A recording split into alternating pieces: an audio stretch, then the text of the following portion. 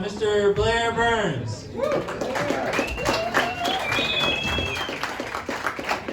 love your hair. Thank you. How we doing tonight, Bills? Not as good as we can, right? With all this crazy shit going on. You know, everything in the news. It's bleak, I tell ya, it's bleak. So bleak, in fact, the other day I read a headline that said, and I quote, "Climate change could kill off great tits for good, scientists say."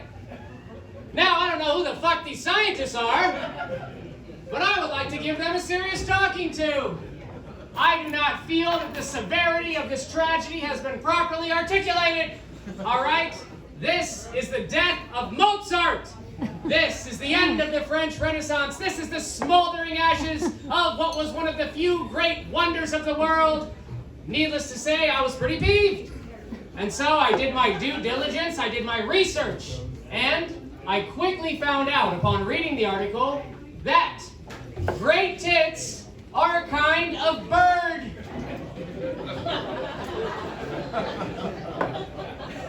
And all of a sudden, just like that, I completely stopped caring about climate change or global warming. Thank you. Now, what really happened is that I decided, man, I'm going to become a bird guy. I'm the perfect candidate. I'm lonely, I'm unemployed, I got way too much free time, I should be a bird watcher. And what really got me into it was that I realized if there was such a thing as a great tit, then there must be a whole hierarchy of tits. And guess what? I was right. So you've got great tits, and then there's all right tits. And then there's tits that are okay. You might think that's a little redundant, but when you're there in the flesh, it makes all the difference in the world, let me tell you. And there's all kind of redundancies like that among the tit world, you know? You got Asian tits, then there's the flat tit. Come on! I know that there's some school children taking a test about birds somewhere, and they are getting those two confused. Oh, all kinds of great birds out there. There's the scruffy tit mouse. There's a tit bush. There's probably my favorite bird. You got the scruffy-necked tit gobbler. Now, I don't know what it is about this bird, but I relate to him. And I feel like if he knew me, he would relate to me too. But he doesn't, because he's too busy gobbling tits. But, you know, there's all kinds of birds like this. There's tits, there's swallows, there's cocks. What's up with that guy? Who named those fucking things, right? Dirty mind on that, fella. It really got me wondering, what is up with these bird guys? It is like, wow, they will really name every bird before they go to therapy. And then you got boobies. There's all kinds of boobies. There's red boobies, white boobies, black boobies, and that is the wondrous thing about the animal community, is that off in the distance you can see a pair of great tits and say to yourself, wow, that's a pair of great tits. And then off to your right, what's that? A big pair of black boobies. You say to yourself, my God, those are some big black boobies. And each has a beauty all their own, unique to the animal kingdom. Thank you. Thank you. But yeah, you know what bird watching hasn't helped me with is getting girls. It's a lonely hobby, but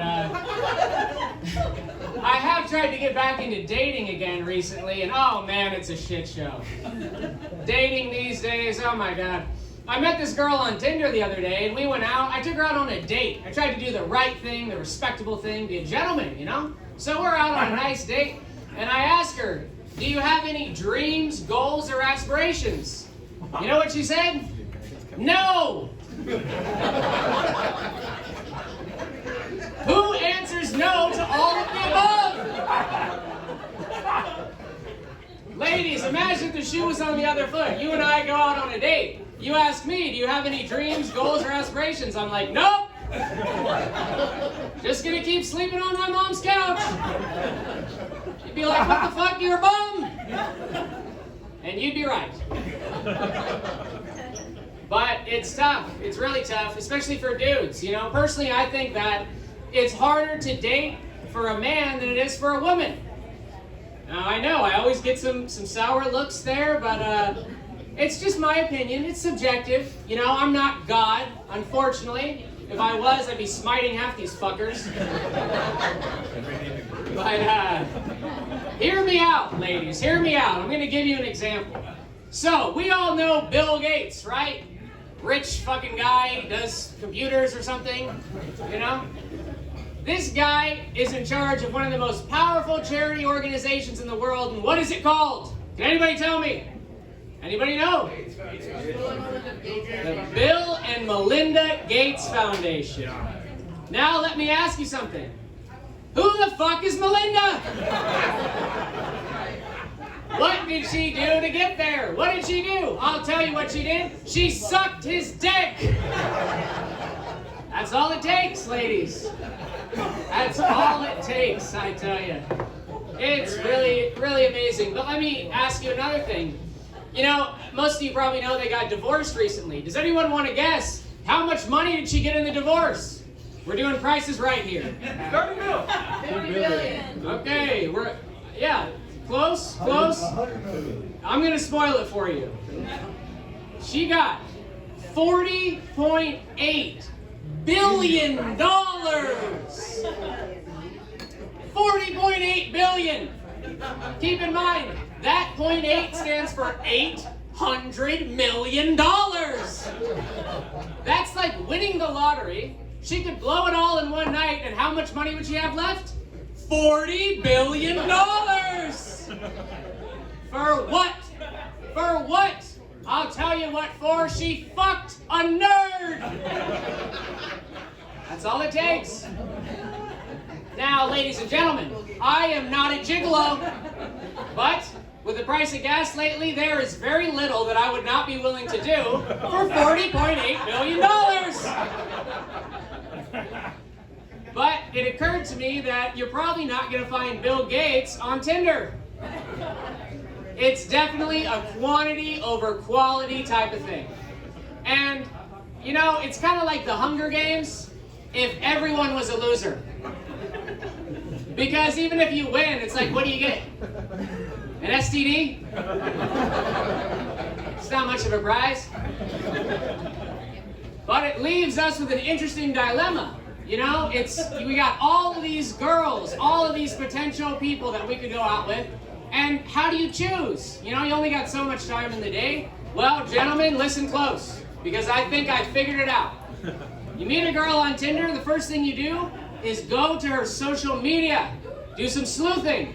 See the kind of shit that she posts on there. Now, if it's pictures of her family, her dog, that's great. Take her out. But if she's sharing all sorts of flowery quotes like, life is a constant journey of losing yourself and finding some... Just leave that bitch alone.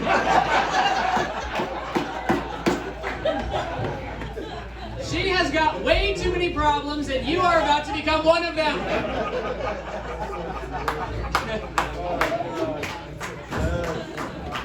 But what I really wonder about all that is, you know, you share that stuff, but you don't know who wrote it.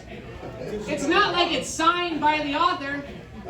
I mean, really, ladies, how do you know that that's not straight out of Mein Kampf?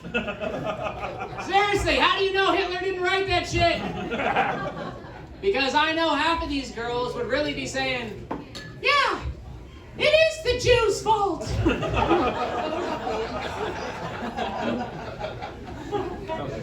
All right, I'm Blair Burns. Thank you guys very much.